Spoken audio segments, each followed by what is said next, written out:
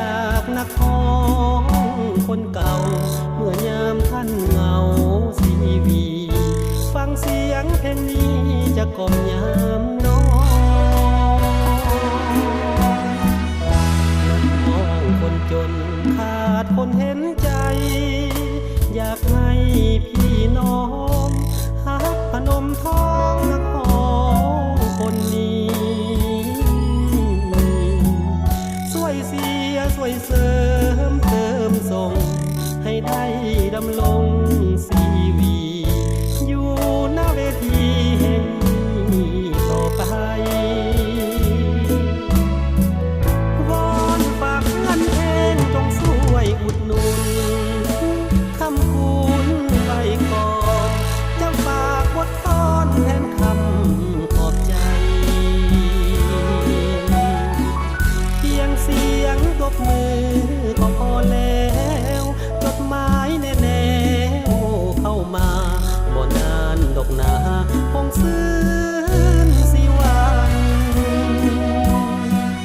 ข้าขอฝากตัวกับท่านผู้ฟังอย่าได้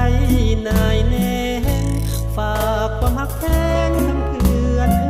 พี่น้องมีงานอยากจะสวยด้วยความปลื้มใจสนองแฟนพนมทองโปรดจงเห็นใจ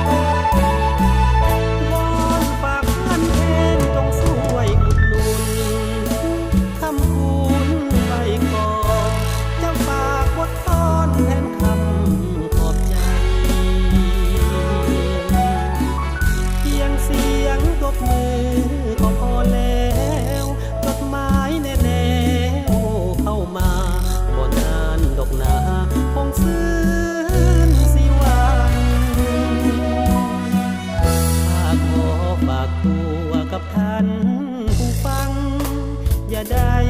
นายแน่ฝากความหักแท้งทั้งเพื่อนพี่น้องมีงานอยากจะสวยด้วยความปลื้มใจ